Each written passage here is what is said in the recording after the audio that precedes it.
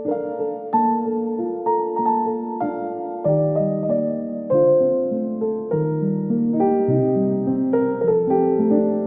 everyone, I'm Maria and welcome back to my Nook. I almost can't believe I'm saying this right now because it has been more than 1.5 years since I did anything for YouTube or on YouTube, since I filmed anything, since I spoke to a camera like this or uploaded a video or anything like that. A lot of things have changed, as you can probably see in the background already. I've got new bookshelves and I've cut my hair shorter, only rather previously. But yes, that happened. Just a lot of things have changed in my life. The reason why I haven't done anything on YouTube or for YouTube in so long is because in 2024 and a couple of months into 2025, I was working a job that just didn't allow me too much time for YouTube, and if I did find the time, I just was either too tired or not in the mood to film a video or even read. Like, that was a huge problem. Not, I'm saying problem, it wasn't a problem for me privately, but the thing is, when you're doing book-related content online and your reading decreases so much as it did for me, like in 2022, 2023, I used to sometimes read 4 books or more per month, and in 2024 and so far through 2025, some months I've only read like 1 book. And that, for me personally, is perfectly fine. I'm perfectly okay with that. But if you're trying to do book-related content, that makes it kind of difficult, because what am I supposed to talk about if I only read like 1/4 of a book per week? You know what I mean? That made it kind of hard. And I was reading less for the same reasons that I stopped doing YouTube, and that kind of correlated a little too. But I'm not working that job anymore right now, which might change at some point too. But I've been slowly starting to get back into the book community. For more than a year, I was kind of severed from the book community because I just didn't find the time or the motivation to even watch any booktube content anymore. But now I've been slowly getting back into it, and I have realized how much I have missed this. Like, just being a part of the book community and talking about books, sharing what I'm reading and seeing what other people are reading and the books that are coming out and all of that. And I've really missed all the enthusiasm that comes with being part of the book community. So I have been thinking about doing booktube content again for quite a while now, but I was also worried that I might not be able to be consistent about it because my life might change at any point. And then I might not find the time anymore or the motivation, or be too tired again to do it. And then somebody in my life was like, okay, so what if you can't be consistent? So what if you upload a video per week for 3 weeks in a row and then there's a 3-week break? Like, so what? Just do what you can do and what you enjoy and you'll be fine. Nobody's keeping watch or anything. And I was like, okay, damn, I think you might be onto something there. So now I've finally gotten up, positioned my camera, and was like, okay, let's freaking go. Also because today was basically the first day of this year's August that felt a little bit autumnal, and I'm loving it. Like, there have been colder days and rainy days throughout this summer, but they all basically felt like an interlude between the summery days. Just today actually felt a little autumnal, and I'm loving it so much. I genuinely felt like this morning the sun just didn't have as much power as it had a month ago, 2 months ago during summer. And I just love that. It just felt so autumnal. I know I keep repeating myself, but I am in love with this feeling and I hope it stays that way. I truly hope summer is slowly saying goodbye and I can soon say hello to autumn. I honestly cannot wait. I cannot wait for fall to arrive, honestly. I'm so done with summer, as I always am, like 2 weeks into summer, but that's besides the point, okay? The point that I'm actually trying to get to is what I'm currently reading. Hang on, let me get the book. Okay, so the reason why I'm especially excited to be filming a reading vlog again is because I have finally started reading my very first Brandon Sanderson book. I bought this book like, I don't know, 2 years ago or something.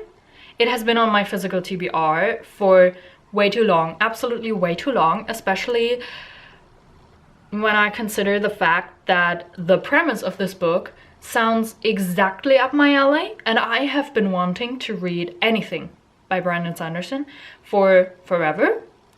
I have finally started this book. It's called Warbreaker, by the way. I am currently on page 222, which is such a funny number.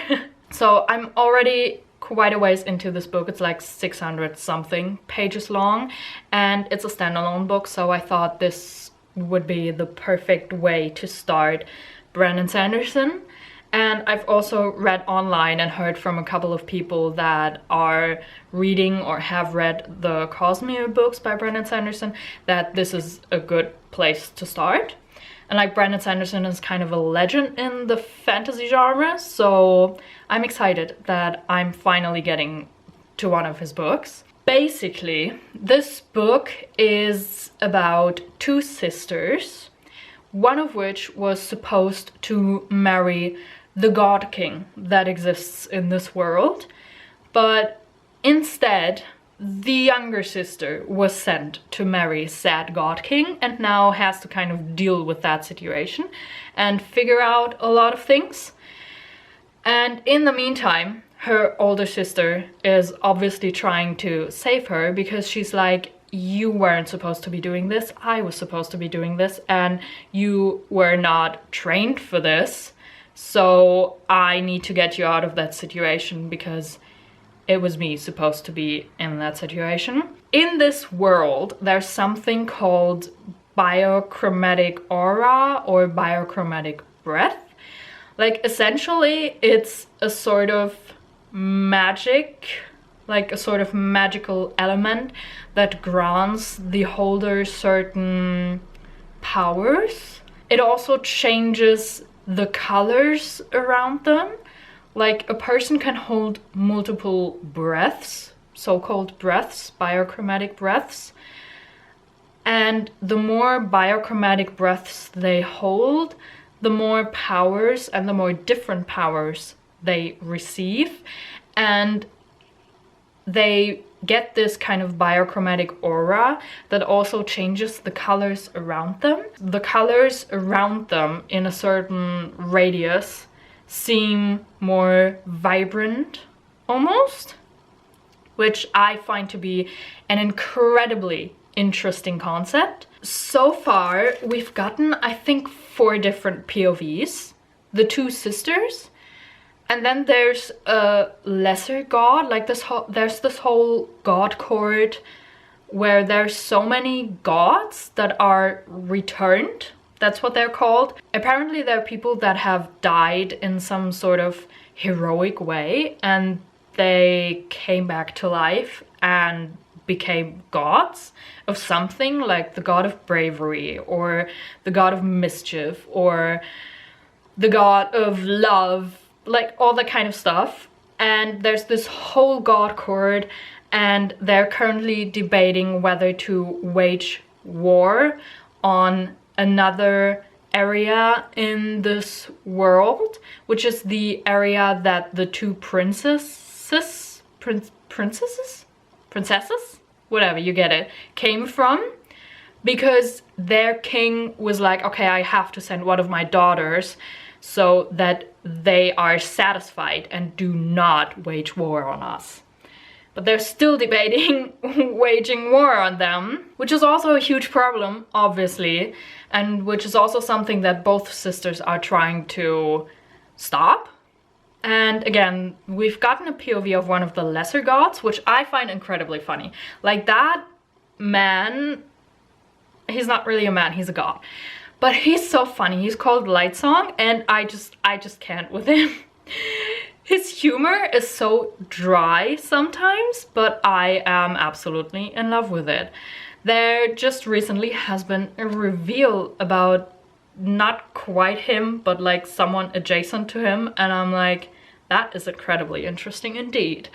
There's also just been a huge reveal about the God King, which, oh my god, I am so intrigued where this is going to go. And then there's also a fourth POV about some guy that I honestly don't quite know yet what his agenda is. But he's got this sword that can read his thoughts, and he can read the sword's thoughts. Like, the sword can't speak in that way, but it can think, and the guy, he's named Vasher, can understand the sword's thoughts because the sword is kind of animated. It's called Nightblood, and it's hard to explain. But again, we haven't seen too much of him yet, so I'm curious to see what exactly his agenda is. I don't think I'll be finishing this book in this vlog, because I will probably try to be very chill about this vlog and just keep it to a couple of days, see how far I get into this book. Probably won't finish it in this vlog, so I'm sorry if that's not satisfying, but it is what it is. I'll just do whatever I enjoy doing with this. Currently, I'm really intrigued, and I love that, because the book I read before this was so... oh my god, I genuinely did not enjoy that book. If it hadn't been so short, it was like 200 something pages, I would have absolutely DNF'd that book. Like, from page 50 or something, I was like, God, can this be over? But with this book, I just want more. I want more. I just still struggle a little bit with finding the motivation to actually sit down and open this book and read it, but I am intrigued. I can't wait to see where this will be going, so I hope you will enjoy this vlog.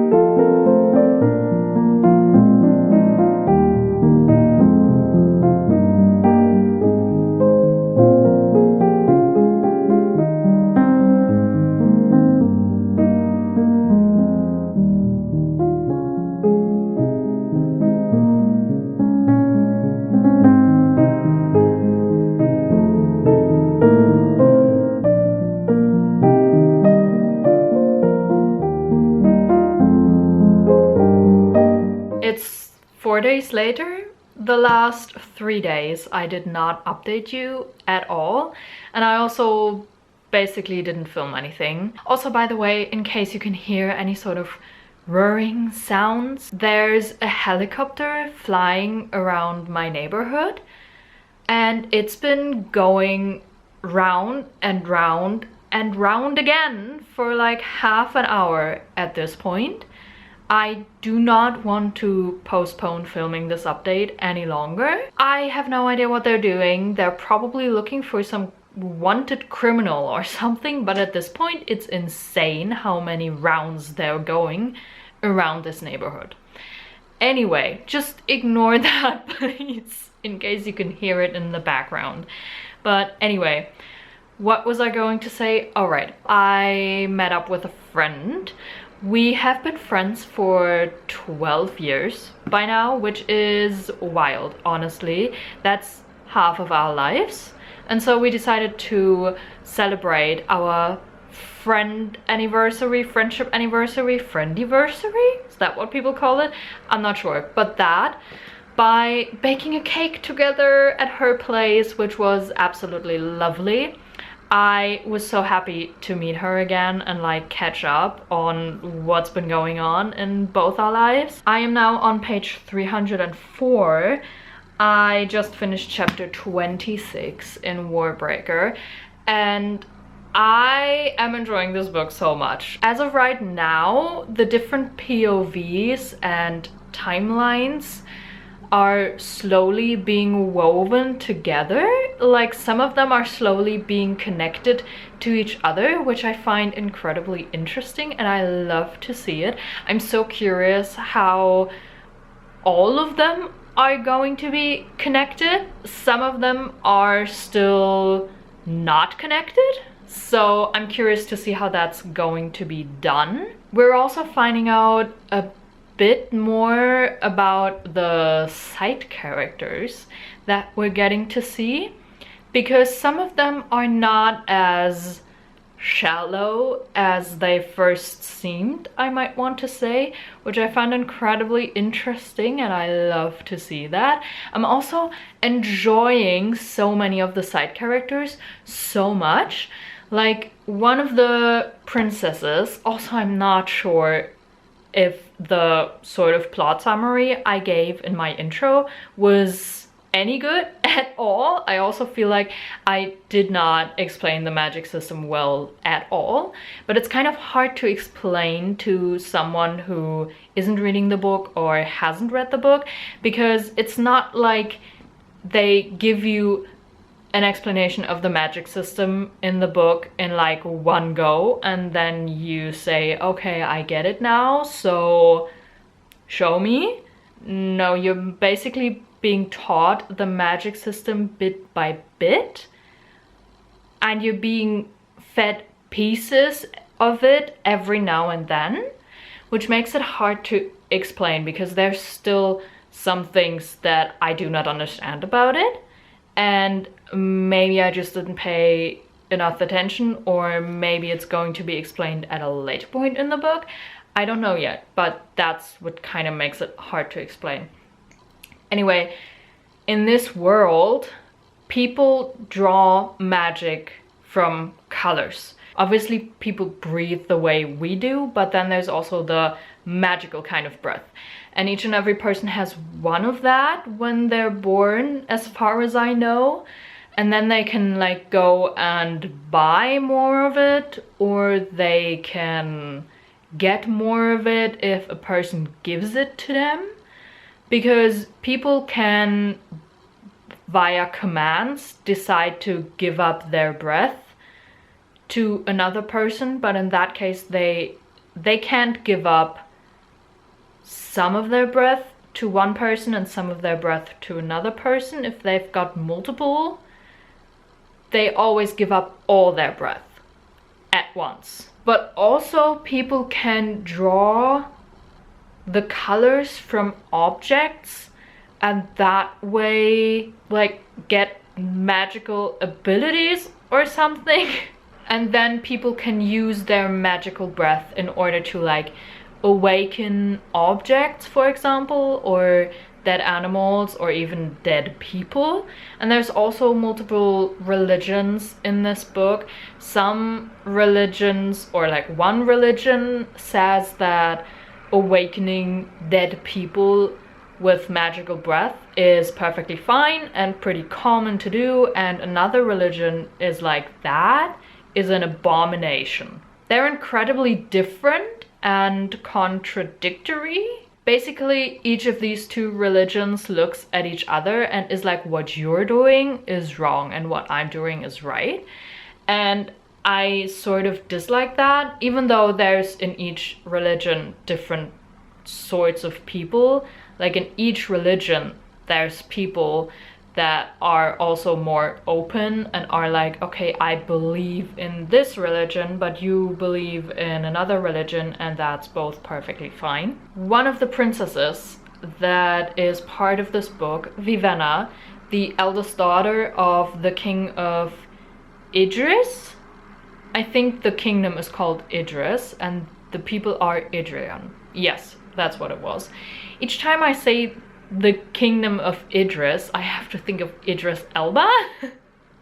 I don't know, random side note. Anyway, Vivenna, the eldest daughter of the king of Idris, who was for all her life trained to become the wife of the god king, was not sent to become the god king's wife by her father. He instead sent the youngest daughter, Ciri, for political reasons, but also because Hadad was like, I would rather lose my youngest daughter than my eldest daughter, which screams favoritism to me, personally. But go off, I guess. And now Vivenna has made it her task to save her sister, and she's slowly getting more allies in that task, which I love to see. But it also creates tension because she's meeting more people from Halandren, which is the place where the god king lives amongst the god court with all the other gods, and where her sister Ciri is, obviously. And that creates some conflicts here and there between Vivenna and her beliefs and the beliefs of the people of Halandren. So that's also interesting to see, and I'm interested to see if Vivenna will go through a big character development when it comes to that. Also, something that makes me so incredibly angry, you cannot even imagine, is the fact that Ciri is literally being called vessel by the priests of the god king. And it, first of all, that already makes me so incredibly angry, but then also the fact that they treat her as if the only thing she's meant to do is bear a child for the god king. And like, I understand that politically that is the only thing she's meant to do and what she was sent for, but also they're treating her like, you should bear a child yesterday, and why isn't there a child yet? You have to like be better at bearing a child or something.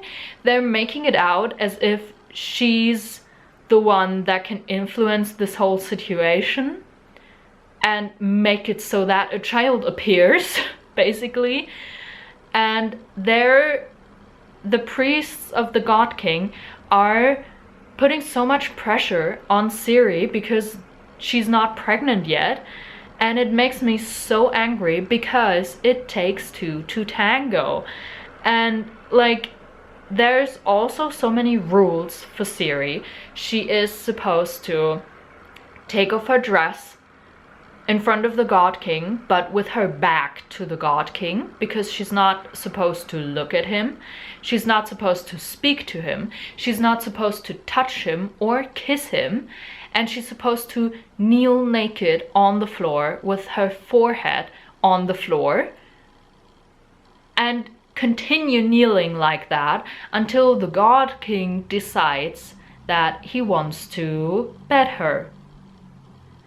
And I'm like, okay, so how is she supposed to influence the God King to bet her sooner, quicker, more. I don't know whatever the priests want from Ciri, but it makes no sense to me, because literally the God King is the only person who has it in his hands whether Ciri is going to get pregnant or not. It's not Ciri, and it's not her choice. It's not in her hands whether this happens or not. And yet the priests make it seem like it is only Ciri's fault if there's no child. And it, whoops, so angry, I'm almost kicking down the camera. It honestly makes me furious. Let's move on from that, because there's also Lightsong, the lesser god. I think I've already talked about, and I just love the banter between him and his highest priest, who's called Larimar. I think that's how you would pronounce it, I'm not sure. Lightsong calls him Scoot, but oh well. I just think their banter sometimes is incredibly funny, and I enjoy them a whole lot. I really do hope we're getting to see more of Vasher and his sword Nightblood, because we've seen fairly little of them, but I do feel like they play a huge role in this, so I want to find out more about them. But yeah, that's the update I've gotten so far for you.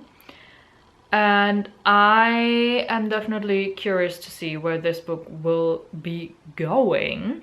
And I think I'll update you the next time when I've read a few more pages.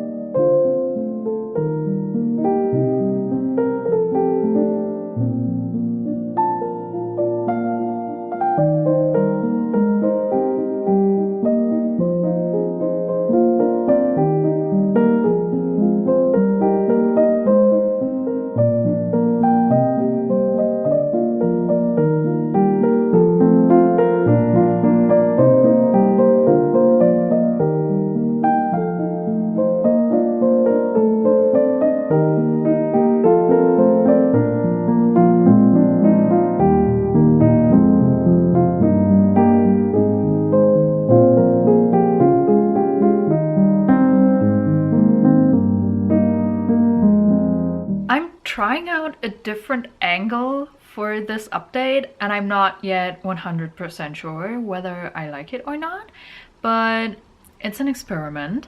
And also the lighting that you can see right here is a little book nook thingy, you know, one of those tiny rooms that you can craft and then place in your bookshelf that make it look as if there's like a tiny street in your bookshelf. That kind of thing. I was gifted this quite a while ago and I finally managed to build it up this year. I think it was this year.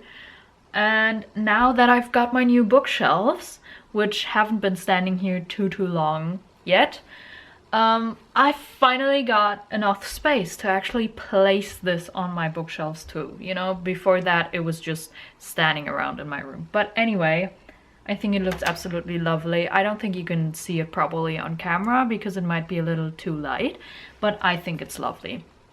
Anyway, let's talk about the book I'm reading, which is Warbreaker still. I have finished page 354, which is the end of chapter 30. Actually, there's like 3 more lines on page 355, but like I don't count that. The chapters are fluently going over into each other. You know how usually most books end one chapter on one page and then the next chapter only starts on the next page.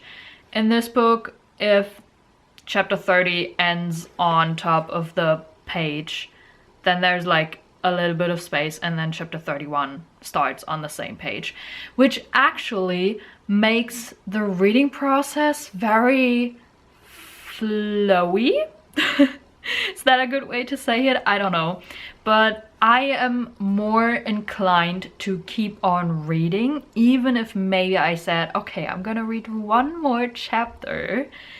Then if that chapter ends on like the middle of the page, I'll be more inclined to just continue reading the next chapter than I might be with other books if the chapter starts on the next page only and there's like a real to the eye visible space between one chapter and the next. I don't know if this makes any sense, but it does to me. Anyway, I've read a good portion of this book, in my opinion, and what I think is astounding about this book, and it's a huge compliment to Brandon Sanderson's writing, I believe, is the fact that I am halfway, a little over halfway, through a 650-page book.